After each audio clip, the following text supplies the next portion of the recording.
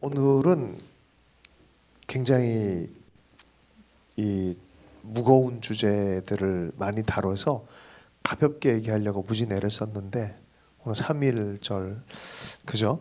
예. 근데 오늘 오후에도 무거운 주제입니다. 그래서 무거울 때는 가볍게 얘기하는 수사법을 사용해야 돼요. 몇 가지 집어넣긴 했어요. 역사 앞에 선 교회. 우리 오전에는 뭐였죠? 국가와 교회였어요. 이번에는 역사와 교회입니다. 역사와 교회. 역사란 무엇인가? 예. 자, 시편 오전에도 나눴던 말씀의 연장해서 시편 33편 12절 말씀 우리 읽겠습니다. 시작. 여호와를 자기 하나님으로 삼은 나라 곧 하나님의 기업으로 선택된 백성은 복이 있도다. 아멘.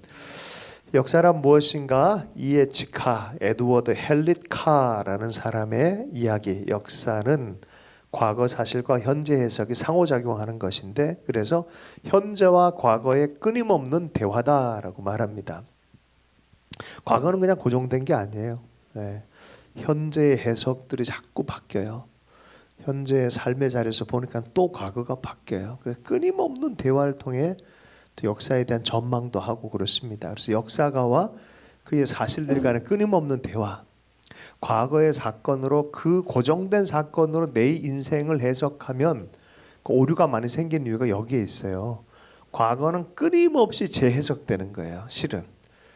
그래서 어떤 사람은 결핍과 실패와 아픔이 미래를 위한 엄청난 자양분으로 사용받는 사람도 있어요. 과거 역사에 눈물을 많이 흘린 사람들일수록 위대한 문이 열리는 경우도 많아요. 역사에는 이 두 측면이 있습니다.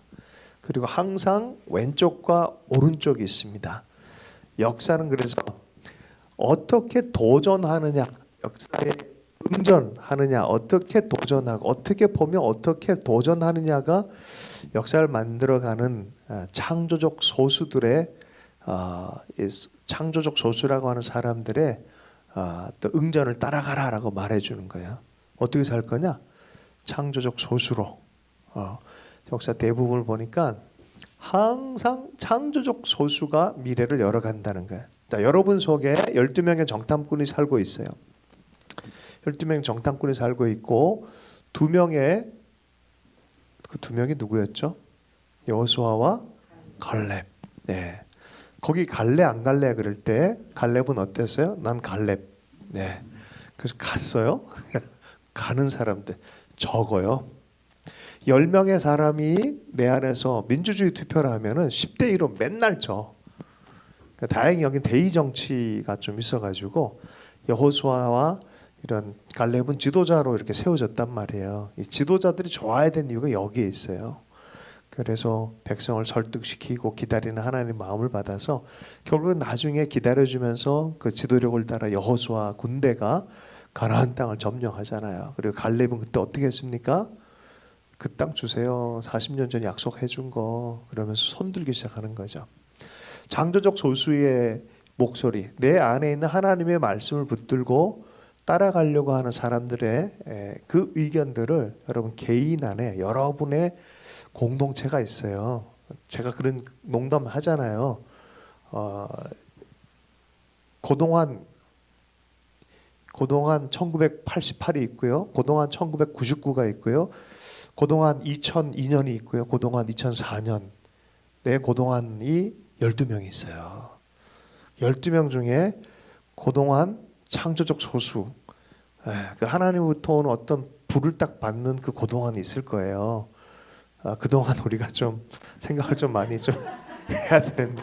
그래서 아니 제가 이 무거운 주제를 할 때 가볍게 얘기하기로 결정해서 오늘 고동환 형제님이 되게 중요한 역할을 할 게 있어서 그래요. 그래서 예, 그동안도 잘 인내하면서 오셨는데, 예, 그래서 역사의 두 측면이 있고요, 부정성이 있고 긍정성으로 보는 것이 있고요. 권력은 이렇게 역사를 보면 권력자 위주로 돌아가거든요. 그래서 민초의 역사보다는 권력자들의 역사 해석들이 많아요. 그러다 보니까 그랬어요. 근데 고동환 형제님이 그런 얘기를 요새 저한테 소스를 많이 제공하는데 오늘 특별한 소스를 제공했어요. 선배 형이랑 대화를 이렇게 나눴던 얘기를 해주는데 후배가 그러더래요. 형은 요새 예전에는 그렇게 투사적으로 살다가 왜 지금은 보수 기득권에 그렇게 기울이면서 사냐. 그랬더니 그 형이 딱 한마디로 후배들의 말을 제압을 시키더래요. 뭐라 그랬냐면 니들이 권력의 맛을 알아? 니들이 개 맛을 알아? 이게 맛보니까 이게 다르더라. 한마디로 제압했어요. 저는 아주 페이소스가 있는 아주 묘한 농담 아닌 진담이었다 생각해요. 그게 거기 서 보니까 또 달라지는 거예요. 자기 위치, 자기 맥락에서 보면 다 달라 보여요. 우쪽에서 보면 우가 맞는 것 같아요. 좌쪽에서 보면 좌가 맞는 것 같아요. 여러분 단종 편이세요? 그럼 여러분 금성대군이 될 거예요. 새로운 시대를 좀 새로운 힘으로 좀 열어가 보자. 그럼 누구 편이 돼요? 수양대군 편이 될 수밖에 없어요. 단종은 이제 끝나는 거다 파악해가 섰던 사람들이 누구라고요? 금성대군.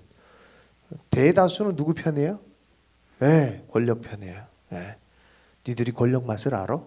이런 거예요, 이런 거. 예, 상황들. 예. 자, 우리 역사를 보면 노론, 소론, 거기서 동인, 서인. 동인은 또 어떻게 됩니까? 북인, 남인으로 또 나눠집니다. 계속해서 갈라지고 이게 맞네, 저게 맞네. 여러분, 우리 공동체에서 정말 튀고 반대되는 사람 잘라내면 그거 괜찮을 것 같죠? 또 생겨요, 거기 안에서. 이게 역사예요. 우리 한반도 역사 안에서 어떤 이 특이한 거 딱 잘라내죠? 그 괜찮을 것 같죠? 또 생겨요. 이 인간이요, 좌와 우에 대한 시각차가 이렇게 늘 날개가 양쪽으로 있어야 새는 날고요, 강물뚝이요 한쪽으로만 절대 뚝을 형성하지 못합니다. 역사에는 두 얼굴이 이렇게 있습니다. 요새 정치가 위험하다 그래요. 제가 조금 조심스러운데 살살 피하면서 할 거예요. 근데 좀 진짜 위기가 뭐냐면 평생 가족으로 같이 태어나서 형제로 있었는데 정치 이야기 때문에 가족이 갈라져요. 드립다 싸워대요 요새. 어떻게 그럴 수 있지? 그렇더라니까요. 아주 친한 친구 30년직 40년직인데도 요 얘기하면 싸워요. 그래서 나 너 같은 애도 안 본다. 이상한 시기가 됐어요. 어디서 많이 봤죠? 사이비들한테서 많이 보는 거예요. 사이비 종교에서나 이런 일이 벌어지는 거예요. 어떻게 근본적으로 지켜야 될 사랑, 가족 사랑, 공동체 사랑 기본적으로 다를 수 있다는 거 전제해서 받아주지를 못할 망정 이젠 니는 악하다라고 하면 잘라버려요 요새는. 그래서 위기라고 그러는 거예요. 근데 이게 우리나라만의 문제가 아니에요. 전 세계적으로 이상하게 이런 현상들이 세계적 현상이 돼버렸어요. 그러니까 이게 고민돼야 될 영역이죠. 한국의 6.25가 그랬어요. 6.25 전쟁은 오늘 오전에는 3.1 운동이었는데 그죠? 여러분 뭐 한 며칠 사이에 한국 이게 다 역사를 다 해서 6.25가 어땠습니까? 우리가 잘못해서 일어난 게 아니죠. 아시죠? 아는 사람이 모르는 사람 가르쳐주면 이 강의는 필요가 없어요. 자, 아는 사람 손 들어보세요. 네, 이제 아는 사람이 모르는 사람한테 가르쳐주면은 내가 그 소리는 여기 오래 머물지 않겠다는 소리예요. 6.25는 사실은 일본의 전후 처리, 전쟁을 일으킨 국가가 책임을 져야 되는데 이상하게 나누어진 것은 한반도가 돼버렸어요. 그 남쪽은 해양 세력 편이 됐고 북쪽은 대륙 세력 편이 됐어요. 그러니까 대륙에 있었던 러시아와 일본과 미국은 2차 대전 일본이 패전국이잖아요. 독일과 일본이 또 편먹었잖아요. 패전국이 돼야 되는데 일본이 갈라져야 되는데 우리가 갈라졌어. 그리고 러시아와 미국이 연합을 했었어. 아주 할렐루야. 저렴한 건 좀 조심하려고 그래요 항상. 이제 이상하잖아요. 왜 그랬을까? 미국의 정치적인 계산법에 따라서 여기가 갈라진 거예요. 여기가 딱 갈라졌어요. 그리고 말도 안 되게 이 한반도 사람들이 형제들이 드립다 싸워댄 거예요. 왜 이래야 돼?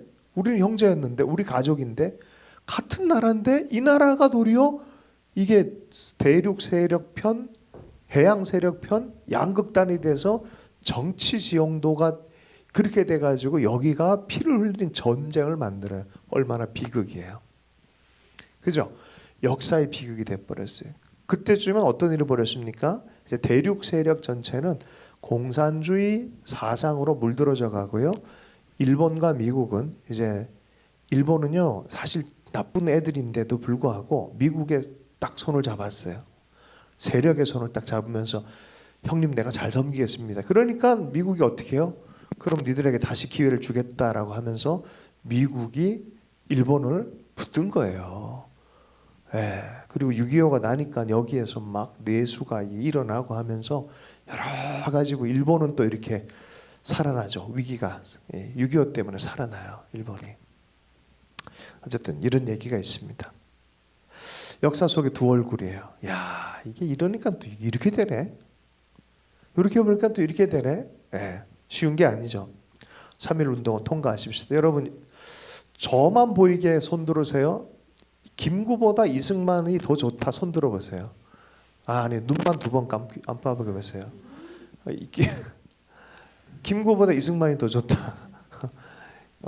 이승만보다 김구가 더 좋다. 예.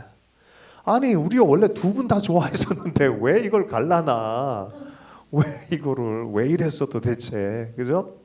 근데 지형도에 따라 역사 해석이 달라지니까 김구 쪽에서는 이승만처럼 나쁜 사람이 없어져 버렸고요. 예.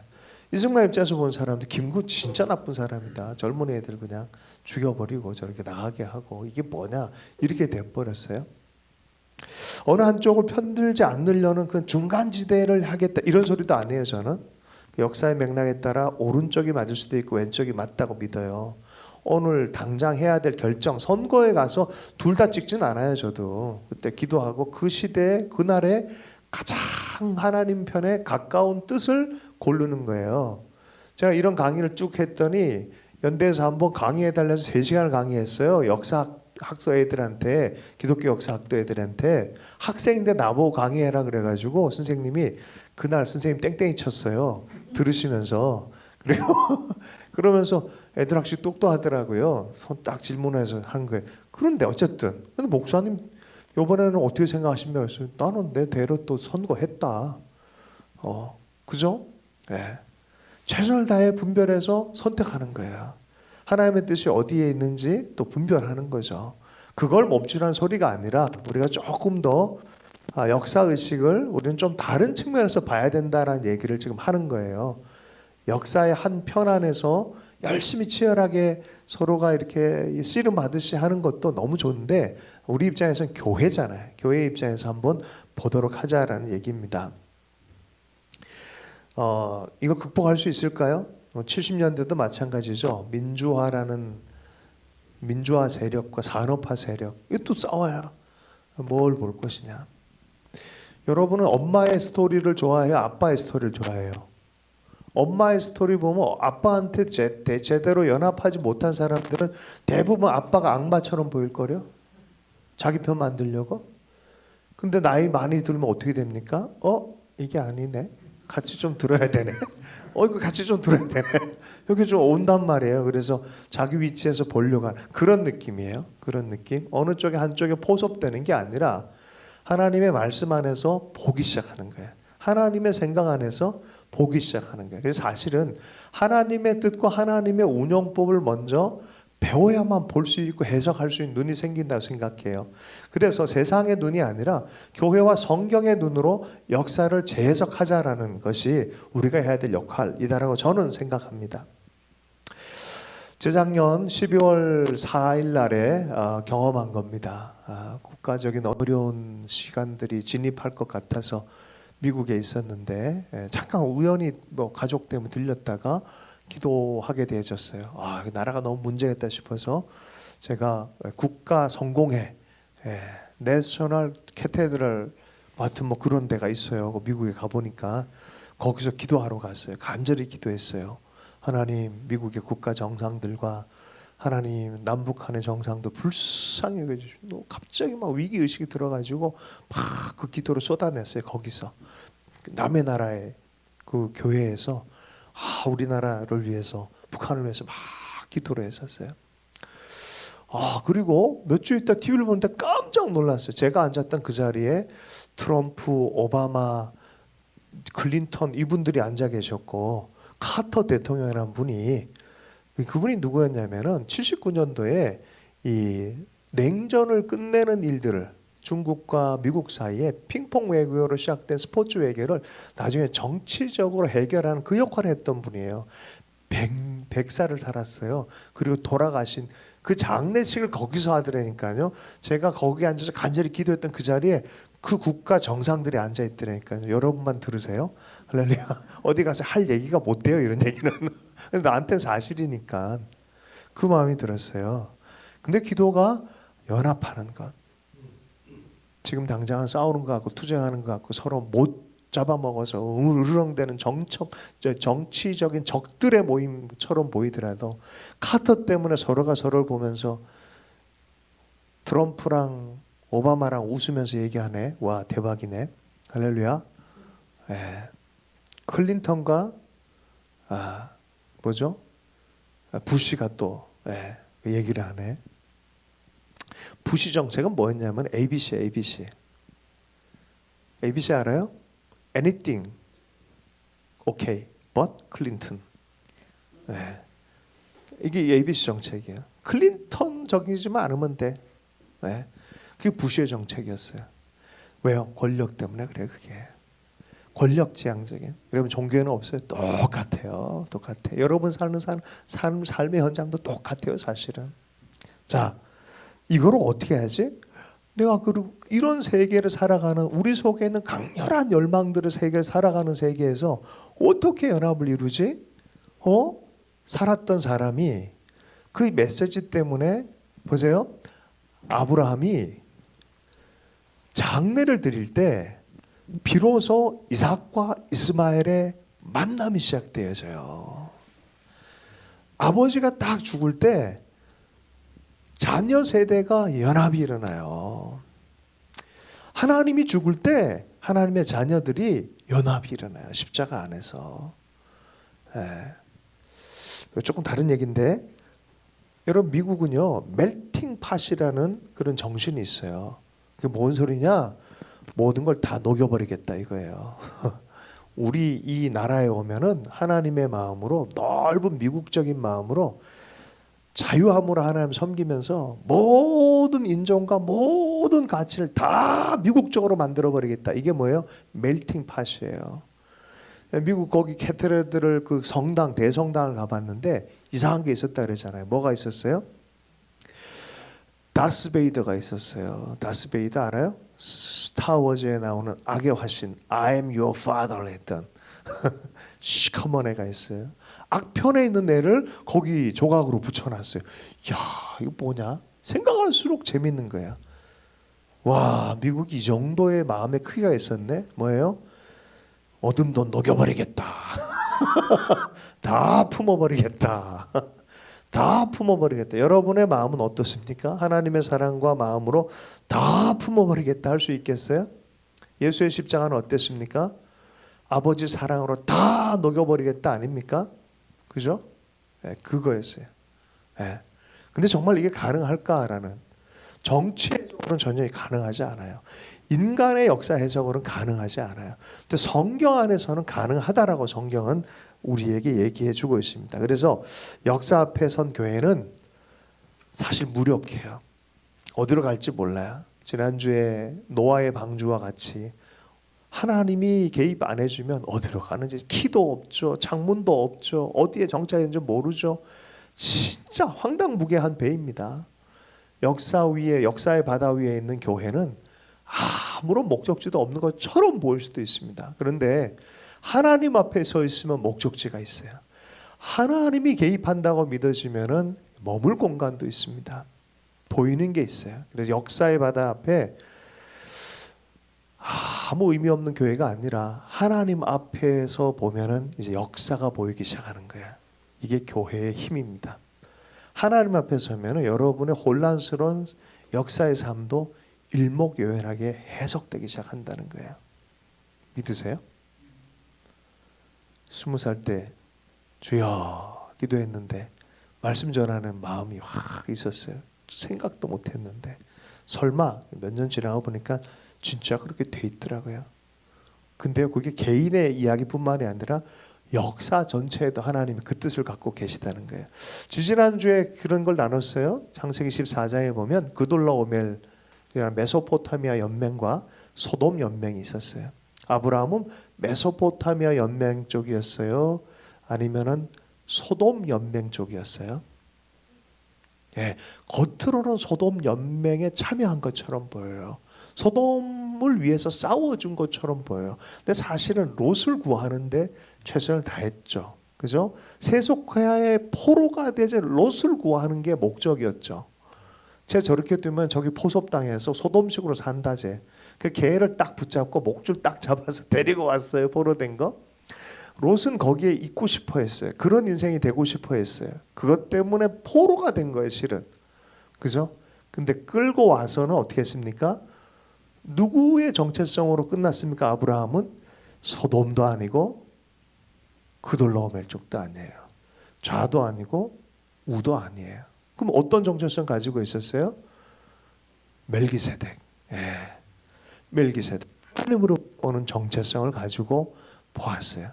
교회는 사실 그래야 돼요. 정치적인 맥락 안에서도 그래야 돼요. 그 위치를 지키고 있어야 되는데 우리가 그런 역사를 살아왔다고 생각, 지금도 그렇게 하고 있다고 저는 생각해요. 그러나 너무 과해서 품어야 될 것들, 바라봐야 될 것들을 실기할까봐, 실족할까봐 굉장히 걱정은 되는 시대를 살고 있다고 생각합니다. 그러면서 예를 들었던 게 김씨표류기였어요. 그죠? 우리가 하나님의 마음으로 하나님의 말씀을 갖고 우리의 이야기를 만드는 용기가 필요하다. 믿음의 걸음이 필요하다는 거예요. 세속적 포섭이 아니라 좌우의 포섭이 아니라 하나님의 정체성의 공동체 세워가자라는 얘기를 했습니다. 자, 느헤미야도 그랬어요. 그때 당시에 제국의 밑에서 있었지만 하나님께 기도하며 허락을 얻어냈고 이것이 하나님이 모든 제국 위에 계시다는 믿음 안에서 그걸 얻어냈어요. 에스더는 어땠어요? 마찬가지죠. 그때도 엄청난 제국의 황제가 있었단 말이에요. 그러나 그것이 하나님의 언약의 백성은 이렇게 죽지 않는다는 믿음이 있었어요. 다니엘은 어땠습니까? 더 심하죠. 여러 제국과 왕이 바뀌는데 여전히 하나님을 섬기는 다니엘은 그 보이는 역사 이면에 더 높은 차원의 섭리하시는 하나님에 대해서 확실히 믿었어요. 다시 한번 역사를 만들어가는 것은 누구입니까? 사람이죠. 다들 사람을 통해서 역사가 일어나는데, 그죠? 근데 역사의 주인은 누구입니까? 하나님. 이거를 경험한 거야. 사람들 통해서 뭐 많은 일이 일어나는 것 같은데 아니요. 보니까 하나님 하시는 거네. 그러니까 평안함이 드는 거예요. 그렇게 불안하고 우리 민족은 어떻게 될까? 역사는 어떻게 될까? 하나님 도대체 모르겠습니다라고 기도했는데 하나님이 역사 전반을 다 보여주면 역사의 주인이 하나님이시다. 역사는 어떻게 흘러갑니까? 힘, 보이는 거, 먹는 거, 마시는 거, 내 욕구 중심적으로 갑니다. 근데 하나님 나라는 다르게 기능이 되어져요. 로마서 14장 17절 말씀을 읽겠습니다. 시작. 하나님의 나라는 먹는 것과 마시는 것이 아니요 오직 성령 안에서 의와 평강과 희락이다. 예. 여러분 예수 잘 믿으십시오. 그리고 저도 그러려고 합니다. 내 속에 하나님 때문에 기뻐하는 것을 절대로 빼앗기지 않겠다. 느헤미야의 중심 주제이기도 하죠. 하나님의 나라는 실제합니다. 그분과의 관계 안에서 얻는 이 평강, 하나님은 말미암아 얻어진 그 의, 그것을 나는 빼앗기지 않겠다. 기쁨을 빼앗기지 않겠다는 거예요. 보이지 않는 무형이지만 실제적 세계, 이게 진짜다라는 거예요. 근데 사람들은 먹고 마시는 거, 권력, 그거 왜 권력 차지하냐? 먹고 마시는 문제, 기본적인 문제, 이게 사람의 나라의 중심이에요. 하나님 나라 사명을 받은 사람들이 사명으로 시작했다 이렇게 끝나요. 돈 문제로 끝나고 육신의 문제로 끝나고 욕구의 문제로 끝나는 경우가 많이 있습니다. 성령 안에서 있는 의와 평강과 희락이 하나님 나라다라 말합니다. 자, 그런 의미에서 멜기세덱에 대해서 아브라함은 제가 그걸 믿습니다라고 11절 드리고 이 승리케 한 분은 하나님이십니다라는 의식 안에서 하나님 안에 자기의식을 분명하게 지키는 정체성을 가졌어요. 이게 교회의 정체성이 돼야 되는 거예요. 교회는 하나님 앞에서 하나님과 함께 걸어가는 공동체로서 왕 같은 제상의 직임을 받았다라고 말해요. 오전의 것들을 다시 한번 복기를 해보면은 빌라도 앞에 있는 예수님처럼 이 나라는 여기, 내 나라는 여기 속하지 않았다. 그러나 그 나라가 여기 임하도록 계속 기도해라. 너희들은 속하지 않았지만 이 나라, 그리고 하나님은 예배하는 자를 찾으시고 교회를 세워가면 그분의 나라의 일이 복음을 통해서 확장되는 것이 하나님 나라의 가장 중요한 급선무다라고 말해요. 우리의 급선무가 뭐예요? 장가가는 것. 우리의 급선무가 뭐예요? 밭을 파는 것. 밭을 샀으니까 거기 관리하는 것. 또 어떻게 합니까? 우리의 급선무는 5결이 이 소를 시험하는 것. 또 전쟁에 나가는 것. 별별 게 다 있겠죠. 근데 하나님의 급선무는 뭐예요? 하나님의 잔치에 참여하는 것. 예배자가 되는 것. 어떻게 생각해요? 전혀 이해하지 못한 논리가 있죠. 왜요? 하나님 나라에 다른 영적 실체가 있다는 걸 얘기를 하는 거예요. 우리가 이해하지 못하는 거. 수가성 여인에게 예배자, 하나님 나라 실제하는 거, 메시아가 네 눈앞에 있다라고 가르치고 내 삶 안에 메시아와 연결될 수 있다는 것을 깨달은 그 여인은 정체성이 완전히 변해버렸어요. 수동적이지 않아요. 이제 나가서 전하는 사람이 되어버렸어요. 그분의 나라를 선전하는 사람이 되는 거예요. 네. 그것 안에서 복음과 역사와의 대화, 교회와 역사의 대화는 역사에 순응하지 않습니다. 사람의 해석에 끌려가지 않습니다. 도리어 복음을 통해서 역사를 재해석하게 만드는 거예요. 재해석하게. 교회의 역사가 이러하다 그래서 그거를 재탕하지 않습니다. 재해석해야 되는 거예요. 예전에 AD 313년에 밀라노 칙령에서 그리스도교가 드디어 공인화가 됐어요. 로마에서. 그죠? 국교로 받아들이는 시즌까지 갔단 말이에요. 이거를 뭐라 그러냐면은 드디어 로마 체계가 그리스도교와 결합했다 그런 거예요. 헬레니즘이 히브리즘과 결합했다라고 얘기를 하는 거예요. 자, 그러면서 많은 발전이 일어나고 크리스텐덤이라는 일들이 시작이 지나. 여기는 사전 지식이 있다가 약간 제가 믿어도 되죠. 이게 막 넘어갑니다. 저랑 이제 이렇게 시간을 보냈기 때문에. 그래서 국가와 그리스도교가 연합이 되어졌어요. 그때 당시 사람들은 국가가 하는 일이 다 하나님이 하는 일이라고 믿게끔 강요를 받았어요. 왜요? 그 왕이 하나님 세운 왕이니까. 무슨 일이 생겼습니까? 그것 때문에 어거스틴이 책도 써서 그거 아니거든. 보이는 하나님 잘 믿겠다고 하는 그 나라의 선언인 안소가 하나님은 진짜는 이런 거야 라고 말한 거야. 진짜가 사라진 건 아니야. 너희들이 말하는 구호가 사라진, 구호의 진정성에 이런 부분이 문제가 있는 거지 진짜로 사라진 적이 없어 라고 말한 거예요. 십자군 전쟁이 그것을 극명하게 나눴어요. 십자군 전쟁 150년 이상을 8차에 거쳐서 십자군 전쟁을 일으켰어요. 십자군 전쟁을 통해서 무슨 일이 벌어졌습니까? 하나님께서 역사한다. 가서 성전에 참여하라 라고 했어요. 시간이 많이 갔네. 참 큰일 났네. 못 지킬 것 같은 느낌이 살짝 듭니다. 요 십자군 때에 이 역사 인식은 종말적 인식이었어요. 성도들이. 그러니까 물이 포도주로 변하는 그런 기적의 사고들이 많이 있고요. 진짜 기도라면 포도주와 떡이 예수님의 살과 피로 변한다는 중세의 사람들이 가장 기적을 잘 믿는 구조 상태가 있어요. 그러니까 기적 자체 그냥 믿어버리는 마음이 굉장히 강했어요. 그리고 그냥 그렇게 하자 그러면 그걸 따라가고자 하는, 그러니까 정말 잘 길들여진 사람들이에요. 종교권에. 나는 여러분이 이런 기독교 신앙이 되면 안 된다고 믿는 사람이에요. 그런 식으로 종교화가 되는 거는 엄청난 대가 지불하게 돼 있어요. 150년 내내 피를 흘렸어요. 대가 지불을 엄청 많이 했어요. 선동하는 것. 선동 자체, 저도 약간 선동의 은사가 있는 사람이에요. 근데 이 선동 자체가 잘못 사용하면은 정말 문제가 심각합니다. 근데 선동이 정말 말씀에 기반되어 있는지를 잘 생각할 줄 알아야 돼요. 네. 이게 십자군 전쟁을 통해서 많이 경험이 됐어요. 재미난 얘기를 있죠. 살라딘이라는 이슬람 군대의 수장이 있어서 유명한 사람이죠. 이쪽에서 다 이제 전쟁이 막 서로 막 하다가 둘이 싸우다 친해졌어. 그래 가가지고 한마디 하죠. 뭐죠? 그 제목이 뭐더라? 예루살렘을 두고 전쟁했던 킹덤 오브 헤븐 맞아요. 와, 그 대작입니다. 아, 진짜 대작은 특징이 있어요. 보다가 계속 졸아요. 그런데 되게 이제 힘이 있어요. 거기 보면은. 근데 킹덤 오브 헤븐에서 주인공이 묻습니다. 살라딘한테. 너한테 예루살렘 뭐냐? 그랬더니 어떻게 얘기합니까? 살라딘이 Jerusalem is nothing. 딱 돌아서려고 딱 회심의 미소 날리며 and everything, but everything. 어떻게 보면 아무것도 아니다 그거. 근데 또 어떻게 보면 또 모든 것이다. 킹덤 오브 헤븐.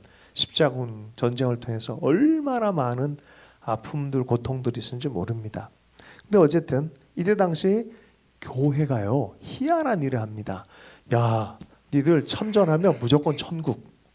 무조건 전국 여기 참전해라고 해요. 그 참전해서 무슨 일을 하냐? 나중에 기독교국에서 가장 소중하게 생각하는 콘스탄티노플을 엉망으로 만들어버린 것도 이때 일어난 일입니다. 그것도 이슬람 군대가 한 게 아니라 십자군들이 약탈을 합니다. 그리고 와 나가서 성전을 하자라고 했던 사람들이 클레르보의 버나드라는 어마어마한 사랑에 나중에 엄청난 깨달음이 있는 이런 사람들마저도 이런 일을 했었어요.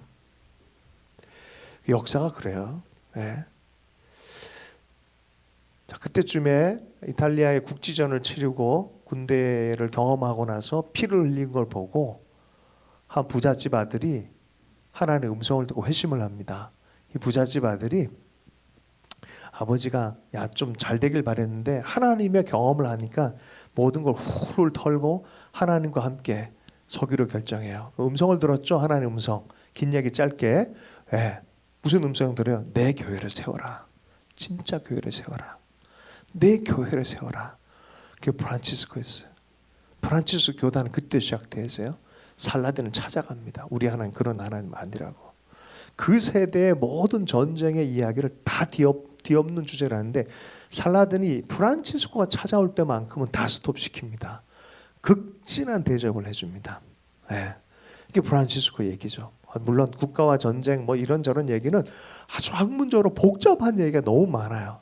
제가 그래서 이걸 다 얘기할 수도 없고 뭐 학교에 가가지고 몇 년을 배우는 주제를 어떻게 3-40분 만에 다 할 수 있겠습니까? 그럼 불가능한 일이고 오늘 특별히 3.1절이니까 오늘 3.1절이고 이런 것도 한 번은 생각해 봐야 되지 않을까 싶어서 오늘 그냥 애써서 힘들지만 여러분 괴롭히지 않을 수준에서 이렇게 준비를 했어요.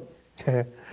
자, 문제는 이런 모든 것들이 너 천국 가게 해줄 테니까 하면서 줬던 게 또 뭐냐 면벌부라는 게 있어요. 이게 면죄부예요. 면죄부. 야, 너 전쟁 참가하시니까 너 이제는 벌 없어. 가. 그래서 무조건 다 믿으니까. 그것도 잘 안 되니까 야 성인들의 기도를 성인들의 사람들이 널 기도해 줄 거야 라면서 이때 당시에 성인 사상이 엄청 많이 했어요. 그래서 1,500명까지 공식화 시켰어요. 그러니까 365로 나누면 매일마다 기념해야 될 성인이 몇 명? 4명. 그 4명 이름이 하고 그 성인 기리고 기도해 달라 그러고. 근데 성인 반열에서 거의 슈퍼맨급의 사람이 나타났어. 그 사람의 이름은 예수님의 엄마. 이때부터 마리아 사상이 숭배 사상이 나타나요.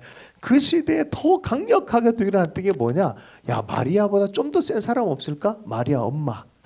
그래서 안나라고 해가지고 마리아 엄마 숭배도 막 하고 막 그런 시대를 살았어요. 그러다가 십자군 시대도 끝나고 뭔가 이상해. 이게 정말 하나님 믿는 걸까? 한 수도사가 무릎을 꿇고 금욕하고 맨날 기도하고 막 자기의 막 몸을 치고 막 이러다가 로마서를 읽고 갈라디아서를 읽다가 이건 아닌데 하다가 말씀을 통해서 배웠어요. 어거스틴을 통해서도 배웠어요. 예수님이 주신 복음은 이런 게 아니네. 그리스도가 하신 걸 믿는 믿음 안에 구원받는 거네. 와, 성경이 이 얘기를 하네. 이건 온전히 은혜에 대한 믿음이네. 이건 그리스도께서 준비하신 은혜네. 이건 우리의 공로가 아니라 하나님께 온전히 영광을 돌려야 될 일이네 라고 하면서 5가지 얘기해서 어디에 나온 거예요? 이게 성경에서 찾은 거예요. 솔라 스크립투라, 오직 성경. 이게 뭐예요? 오직 믿음으로 구원받는 것. 어떤 믿음? 은혜를 믿는, 오직 은혜. 네? 누구에 대한 은혜? 이 은혜는 그리스도, 오직 그리스도. 그 다음 뭐예요? 그러니 그리스도가 한 걸 믿는 것으로 구원받는 거구나. 오직 하나님께 영광. 이제 종교계의 5대 구호입니다. 이게. 네. 오직 성경을 통해서 변화받은 게 뭔지를 자각이 일어났어요.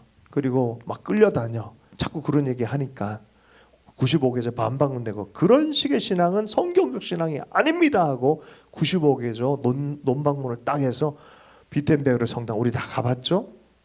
기억나세요? 갔던 분들 주일날에 가서 못 들어간다 그랬잖아요. 다 닫혀 있었는데 우리가 딱 가니 갑자기 문이 딱 열렸죠. 그리고 들어오라 그랬죠. 그래서 야 이것도 루터를 만나네. 그래서 그분이 루터였어요. 마틴 루터. 교회 개신교 교회가 그때부터 시작한 거예요. 원래로 돌아가자. 원래 사도들이 믿었던 진짜 기독교로 돌아가자. 너무 많이 변질됐다. 너무 많이 왜곡됐고 여러분 카톨릭도 많이 변했어요. 그때 이후로 칼빈이란 사람의 신학교를 같이 시대는 좀 다른데 다르게 다른 시대 비슷한 시대에 졸업한 분이 있어요. 이그나시우스 로욜라라고. 이 사람이 카톨릭 내부에 개혁을 합니다. 개신교 때문에. 그래서 이런 전통이 있는데 오늘은 뭐 카톨릭 얘기는 아니니까 어쨌든 요 얘기는 중요하기 때문에 이거 짚고 갈까 말까 끝낼까 해서 하여튼 제가 5시에 끝낼게요. 예, 오늘은 특강이라고 좀 생각하고 좀 5시에 마무리하십시다. 10분 만에 할 수 있을지 모르겠습니다만 어쨌든 예수 믿는 할렐루야 어서 오세요. 예. 제가 이 얘기를 좀 언제 했던가요 여러분한테? 여러분 처음 듣죠? 그죠? 예, 그러니까 이건 좀 하고 넘어가야 되는데 믿음이 삶의 구조를 변화시킵니다. 어떻게 믿느냐가 삶을 전혀 다르게 전개시켜 나갈 거예요. 역사도 마찬가지입니다.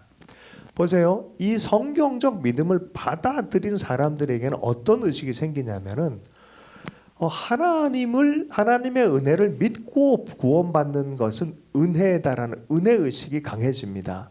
근데 가톨릭 과거의 방식은 내가 뭔가를 치르고 내가 뭔가를 행위적인 것을 해야만 구원받는 것처럼 장치화해놨어요. 물론 지금도 그 안에 개혁들이 많이 일어나고 개신교적 구원으로 많이 동화하는 의견도 많이 생겼어요.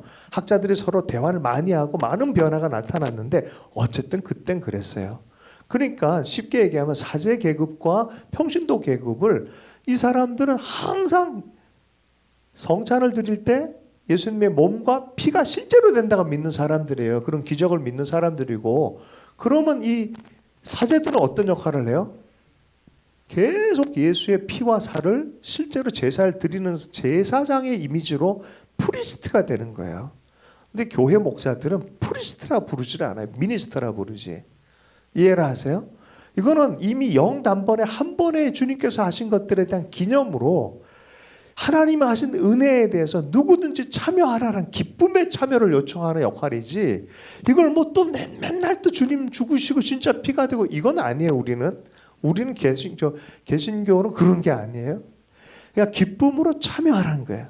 자 그러면 우리는 뭐가 달라지냐? 왕 같은 제사장이라는 것이 모든 사람에게 다 해당되는 걸 성경적 의견으로 받아들이는 사람들이에요. 그럼 목사랑 평신도와 구분이 있어요, 없어요? 그 입장에서 보면 없어요. 다만 목사는 약간 뚱뚱한 양이에요. 약간 큰 양이에요. 양이야. 우리는 절대로 목자일 수는 없어. 우리는 양이고 잘 보이는 양이고 모범을 보여야 될 양으로 양들 앞에 있는 그런 양 이 정도 수준이지. 그 말씀으로 섬기며 서로가 서로를 평신도도 목사에게 서로가 서로를 목양을 해야 될 책임이 있는 공동체적인 형성 이 이해가 있는 거예요. 네, 무슨 얘기인지 아시죠? 자, 그리고 또 하나가 있어요. 내가 목사로서 거룩한 것이 아니라 그리스도인이기 때문에 거룩한 거예요. 그리고 목사가 더 거룩한 직업이 아니라 평신도도 거룩한 게 되는 거예요. 여기 이 논리까지 가야 오늘의 강의는 그나마 일부의 의미가 있는 것 같아요. 자, 그 전에는 왕들, 프리스트들만 의미가 있는 거예요. 왕들은 왕권 신수설이라 그래가지고 하나님이 부여한 권세가 있는 사람은 누구? 왕. 그러니까 왕한테 개겨 못 개겨? 못 개기는 거예요. 그죠? 하나님이 세웠는데 어떻게 개겨요 그거를. 그리고 프리스트 하나님이 세운 제사장인데 어떻게 건드려. 지금도 그렇다고 막 건드리라는 소리는 아니죠. 그죠? 자, 근데 그렇단 말이에요. 자, 그런데 이거를 성경대로 가자 그러고 모든 사람이 왕 같은 제사장이라 했으니까 그러면은 경제인들도 하나님의 거룩한 소명의 사람이라는 의식이 성경적이라는 걸 발견한 거예요. 그리고 뭐라 그러냐면 직업 소명설이라 그래요. 목사는 목사로 직업으로 부름받았고 경제인은 경제인대로 다 부름받은 그 자리에서 거룩한 하나님의 사람이라는 직업 소명설이 생기는 거예요. 자, 여기서 누가 좋아했겠어요? 그전에는 돈 버는 인간들, 시장에서 장사하는 인간들 조금 로우한 사람으로 생각했어요. 우리 옛날 산업공상처럼 좀 밑에 직업으로 생각을 했었어요. 아, 그런데 루터식으로 해석하고 성경적으로 해석하니까 이 모든 사람들이 다 어떻게 이해가 됩니까? 다 성직이 되는 거예요. 직업 소명서. 모든 것이 그 말씀의 은혜 안에서 살아가면 그들이 다 하나님의 귀한 사역자가 되는 거예요. 경제인들이 좋아했게요? 안 좋아했게요? 다 여기로 넘어옵니다. 프랑스에서는 이런 이 기술자들, 전문직들, 경제인들이 다 여기로 넘어옵니다. 말씀대로 믿는 게 맞겠다. 2등 시민이 아니라 하나님의 귀한 사람들로 불러줬다라고 믿기 시작한 거예요. 그런데 그런 바른 신앙을 가졌는데 박해는 얼마나 많이 당한지 몰라요. 왜? 그건 가톨릭 국가니까. 피를 얼마나 많이 흘렸는지 몰라요. 근데 이들이 다 간 곳이 어디에? 스위스, 프랑스, 프랑스에서 영국, 남아공, 네덜란드 이런 곳에 가면서 기술 혁명이나 이런 여러 가지 이 경제들이 막 일어나요. 제가 항상 네덜란드를 놀리면서 하는 얘기가 네덜란드는 해수면보다 낮은 땅이에요. 그래서 버려진 땅처럼 여겨진 땅이었어요. 그래서 너덜너덜하다 그래서 너덜란드라 그래요. 거기가. 그런데 그 땅이 바로 이런 성경적 믿음으로 살기로 결정한 땅이에요. 그러니까 사람들을 받아들여요. 오게 만들어요. 여러분, 사람들을 품어내는 복음의 의식이 이렇게 달라지는 거예요. 여러분이 예수 그리스도의 복음, 은혜로 구원받는 복음에 대한 의식이 딱 들어가면요, 여러분에게는 배타성보다 포용성이 생깁니다. 누구든 받아들일 수 있는 포용성이 생기기 시작하는 거예요. 끌어안기, 나라가 그렇게 변해버렸어요. 네덜란드에서 수많은 사람들이 모이기 시작해요. 프랑스에서는 넌 안 돼, 넌 안 돼, 넌 안 되는데 네덜란드에 너도 와, 너도 와, 너도 함께 주님의 사랑으로 해서 손을 잡아. 그래가지고 제국과 같은 나라가 돼버렸어요. 네덜란드가 나중에는. 일본에까지 영향을 미치고. 그죠? 예, 역사죠. 어떻게 믿음 생활하냐에 따라서 인생이 달라지고 역사가 달라진다는 얘기가 바로 이런 얘기죠. 복음 안에서, 성경 안에서. 자, 그런데 여기까지 가야 오늘 끝납니다. 아무래도 2부는 다음에 하십시다. 여기까지만 하고 하나만 하고 마무리하겠습니다. 루터 때도 하나님의 성경적 방법을 오해한 그룹이 있었어요. 루터를 좋아했긴 했는데 루터의 제자이기도 하면서 루터와 결을 같이 했던 성경 박사 한 명 있었는데 이 사람은 루터와 함께 했던 토마스 민저라는 사람이에요. 그런데 루터는 국가 단위로 일을 해야 되니까 귀족들이랑 친했단 말이에요. 시대 전체를 바꿔야 간. 근데 농민을 대변하지는 않았어. 1894년 우리 한반도 1800년대 초에 홍씨가 있었어요. 홍경래라는 분이 계셨어요. 홍경래란 들어봤어요? 그죠? 네. 그 계란 아니에요? 제가 오후에 자꾸 이 양념을 뿌리는 이유가 졸지 않게 하기 위해서. 제가 약속을 했었어요. 가장 나쁜 강의와 설교는 안 들리는 설교다. 깨워놓는 설교를 해야 된다. 각오를 했어요. 그래서 양념 몇 개 준비했어요. 괜찮습니까? 자, 토마스 민저가 딱 그런 사람이었어요. 농민을 생각하는 사람들이었어요. 농민을 대변했어요. 농민군이 수십 명이 모였어요. 자, 그런데 이들을 대변하다 보니까 루터 좋은데 이 말씀이 그대로 농민의 삶에도 적용되지 않냐라 아무리 얘기를 해도 루터가 보기엔 지금 그래도 귀족들을 통해서 이 큰 혁명이 일어나야 되는데 귀족을 대변하는 게 우선인데 하면서 농민의 얘기를 귀를 닫아버리니까 농노들의 얘기는 귀를 닫아버리게 되는 상황이 되는 거예요. 민저가 점점점 농민들의 마음들 열기를 끌어안으면서 농민 혁명을 일으켜버리니까 문제는 그 다음에 자 이거는요 조심해야 돼. 여러분 성령님은 지금도 역사하시는 분, 지금도 들려주시는 분인데 성령에 대해서 오해를 하면 너무 큰 문제가 많이 생겨요.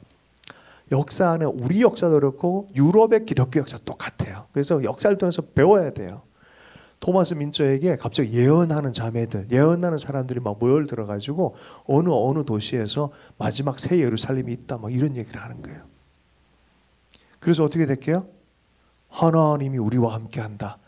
저 정규군이랑 붙자. 이 정책에 대해서는 우리가 맞다.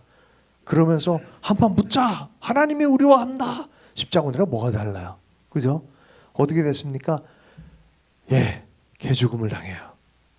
이게 역사예요. 그리고 메노나이트라고 메노 시몬즈라는 사람이 있어요. 여기는 아나베프티스트라 그래가지고 야 유아들이 뭘 예수 안다고 고백한 건 그거 그냥 의례적인 거지 지 인격으로 고백한 게 아니잖아. 그거 무효 하면서 완전히 근원적인 바른 신앙을 순수지향을 하는 사람들. 여러분 순수지향 너무 조심해야 되거든. 복음은 순수지향이란 것보다 순수한 사랑을 원해요. 모든 걸 품는 사랑을 원해요. 너무 순수해가지고 아무것도 못 살게 하는 것은 순수가 아니에요. 예. 그죠? 그런 입장에서 주님이 바리새인들이 보는 순수와 예수님이 보는 순수가 완전 다른 거예요. 바리새인들의 순수는 어땠어요? 종교적인 순수를 원하는 거예요. 주님은요 끌어안는 사랑의 순수예요. 예. 그래 진짜 하나님 믿느냐의 문제인 거죠. 이 아나베프티스들이 산 쪽으로 도망가 있었는데 여기에서 또 리더가 딱 등장했는데 두 사람의 얀이 등장해요. 한 얀은 자기가 에녹이라 그래요. 한 얀은 두 명이니까 얀이겠죠. 한 얀은 다윗이에요. 에녹과 다윗이라는 이름으로 해서 또 똑같은 얘기를 하는 거야. 저기 뭐가 우리가 저 사람들이랑 여기 농노 또 이렇게 연합을 했어요. 30만 명의 군인을 일으켰고 8천 명이 드디어 싸움에 이렇게 제가 기억해요. 그렇게 기억해요. 야 싸움에 나갔어요. 우리가 이길 거다. 그리고 여기에 하나님 나라가 임할 거다. 이 도시가 새 예루살렘이다. 요전적인 전쟁인데 헷갈립니다. 어쨌든 이러한 식의 전쟁을 했는데 진짜 정규 군인과 이 팀이 이 군인들이 농노들이 싸웠는데 6천 명이 죽어나가요. 그러면 귀족 군대에서 몇 명이 죽었을까요? 6명. 이게 현실이었어요. 그걸 깨닫고 나서 완전히 시대적으로 전혀 다른 접근을 합니다. 거기서 나온 게 메노 시몬즈 라인으로 나온 게 지금 우리가 잘 아는 평화주의 운동이 나온 거예요. 예, 우리가 역사를 경험한. 왜냐하면 메노 시몬즈의 동생도 그때 죽거든요. 자기 삶의 아픔도 있고 이건 그리고 이 메노 시몬즈가 그때 당시에 계속해서 강조하고 설교를 했던 게 뭐냐 산상수훈이었어요. 하나님 방식이 다르다. 그렇게 가면 안 된다. 근데 당시에는 이게 인기 있는 설교였겠어요? 아니죠. 일어나라. 우리가 이긴다. 싸우자. 결의하자. 이런 거 아니겠어요? 그래서 3.1운동이 그래서 굉장히 귀한 게 비폭력. 그리고 하나님의 섭리를 믿는 믿음. 하나님의 주권을 믿는 믿음 안에서 일어난 운동이었기 때문에 의미가 있고 지금도 그 울림이 있죠. 그죠? 예. 자, 역사에서 교훈을 얻어야 됩니다. 더 중요한 얘기들. 자, 이거 마무리합니다. 자, 3분 이제 나오셔서 마무리하십시다. 정체성을 잘 확인을 해야 됩니다. 교회는 역사 해석을 바르게 하기 위해서 하나님 앞에 서야 됩니다. 하나님의 말씀과 하나님 앞에 서야 됩니다. 하나님 앞에서 고민하면요, 분열이 하나님의 뜻에 따라서 해석을 해서 연대하는 더 큰 세대를 만들어가는 것들을 성경을 통해서 우리는 많이 경험합니다. 특별히 교회 역사에서도 이방인과 유대인들이 연합하는 그 계시가 임하잖아요. 사도행전 15장의 계시입니다. 복음은 모든 사람이 손잡고 하나님 앞으로 나오도록 하는 그런 힘이 있습니다. 자, 어떻게 해서 이렇게 힘이 있을까? 이런 긍정적인 복음의 힘이 어디서 가졌을까라는 부분에 먼저는 두 가지 결론입니다. 첫 번째는 주님이 누군지를 정확하게 알았어요. 그러니까 주 퀴리오스, 그 당시에 퀴리오스라고 이름 붙일 수 있는 사람 유일하게 황제였는데 예수 그리스도께 주라는 이름을 붙일 줄 알았다는 거예요. 주님이 누군지 정확하게 알았어요. 정말 주인이 누군지 알았기 때문에 거기서 나오는 힘이 있었습니다. 두 번째는 믿음의 고백을 기반으로 해서 역사를 주님이 주신 약속 안에서 바라볼 수 있는 끝까지 믿음을 지킨 희망의 믿음이 있었던 거예요. 희망의 믿음. 어떻게 견뎌낼 수 있을까? 디모데전서 6장 13절 14절 말씀 함께 좀 읽어볼까요? 13절 16절까지 말씀만 좀 해주면 이걸로 마무리하겠습니다. 함께 읽습니다. 시작. 만물을 살게 하신 하나님 앞과 본디오 빌라도를 향하여 선한 증언을 하신 그리스도 앞에서 내가 너를 명하노니 우리 주 예수 그리스도께서 나타나실 때까지 흠도 없고 책망받을 것도 없이 이 명령을 지키라. 기약에 이르면 하나님이 그의 나타나심을 보이시리니 하나님은 복되시고 유일하신 주권자이시며 만왕의 왕이시며 만주의 주이시요 오직 그에게만 죽지 아니함이 있고 가까이 가지 못할 빛에 거하시고 어떤 사람도 보지 못하였고 또 볼 수 없는 이시니 그에게 존귀와 영원한 권능을 돌릴지어다. 아멘. 하나님이 누군지 알았고 그가 어떻게 나타나시고 역사의 말미에 대해서 분명한 인식을 하고 있었다는 겁니다. 다니엘이 그랬죠. 역사의 마지막을 봤어요. 그래서 용기가 생겼어요. 용기가 생겼어요. 로마서 8장을 읽다 보면은 요셉을 봅니다. 요셉이 하나님을 사랑한 자였어요. 그리고 형들의 수많은 아픔 가운데서도 하나님이 합력해 선을 이룬 것, 그것을 봤어요. 그게 교회를 향한 하나님의 또한 마음이기도 하다는 것을 다니엘도 알았을 거고 역사인식을 했던 요셉도 알았을 거고 바울도 알았던 것 같아요. 여러분, 그래서 하나님을 사랑하는 교회, 주님이 이렇게 말씀해. 다니엘서 맨 마지막에 이제 너 다 봤다, 너 다 들었다, 역사가 어떻게 흘러갈지 나 봤지, 너 이제 다 들었지. 하나님이 역사를 주관하셔. 일희일비하지 마. 하나님의 뜻대로 우리가 예언자적 역할을 할 거지만 이럴 수도 있고 저럴 수도 있어. 그러나 게으르란 소리는 아니야. 최선을 다해 빛과 소금의 역할을 해. 그러나 그것이 원하지 않는 방향으로 간다 해서 너무 절망하지 마. 하나님이 준비하고 계셔. 너 이거 다 들었지? 그 다음에 이렇게 너는 가서 마지막을 기다리라. 이는 내가 평안히 쉬다가 끝날에는 내 목을 누릴 것이다. KLB 번역으로 보면 다니엘아 너는 끝까지 충실하여라. 너는 죽어 평안히 쉬다가 마지막 때에 부활하여 내 상을 받을 것이다.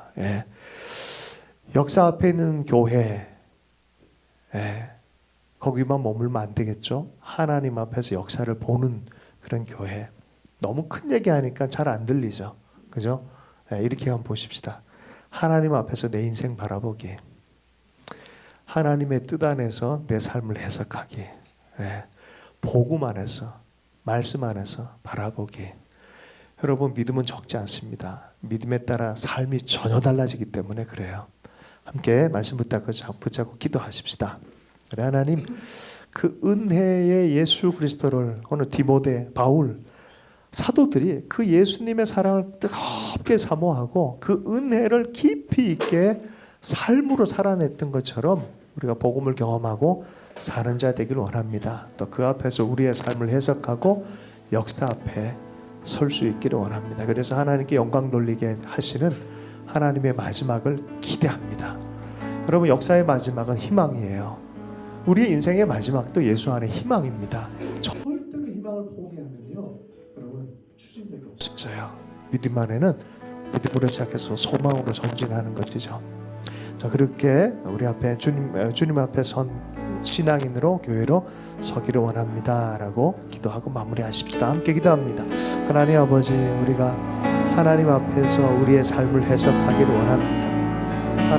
하나님 앞에서 우리의 역사를 해석하기를 원합니다. 하나님이 어떠한 분인지 알고 우리가 누군지를 알아서 하나님 주님의 오시는 그 나라를 사모함으로 오늘을 살아내는 자가 되기를 원합니다. 성경 한 말씀을 귀하게 생각하고 하나님 아버지 주의 말씀의 은혜 안에 계속해서 걸어갈 수 있도록 주님 은혜 허락해 주시기를 원합니다. 하나님, 우리 한 사람 한 사람 희망을 품게 하시며 주신 삶을 살아가게 하시는데, 하나님 오늘의 또 나눈 이 말씀처럼 하나님의 백성으로 하나님 나라를 아는 자로 하나님 용감하게 설 수 있도록 은혜 허락해 주시기 원합니다. 비록 비틀거리고 비록 연약해 보이고 비록 아버지 하나님 부족해 보일지라도 하나님과 함께 동행하는 삶에 이러한 은혜가 있을 것이다 말씀하셨는데, 모든 것이 하나님의 손을 이룰 뿐만이 아니라 주님의 역사를 이룰 것을 확신함으로 걸어가는 자들 되게 해주십시오. 역사뿐만 아니라 우리의 개인의 삶도, 우리의 개인의 가정마다 하나님의 희망의 이야기를 품고 담대하게 살아갈 수 있도록 은혜 허락해 주십시오. 복음이신 예수 그리스도를 마음에 품고 사는 소망의 사람들로 삼아 주시옵소서. 우리의 다음 세대가 이 하나님 나라의 소망으로 충만하게 해주십시오. 하나님 나라의 그 은혜로 용기 있게 걸어갈 수 있도록 역사하여 주시옵소서. 예수 그리스도 이름으로 기도합니다.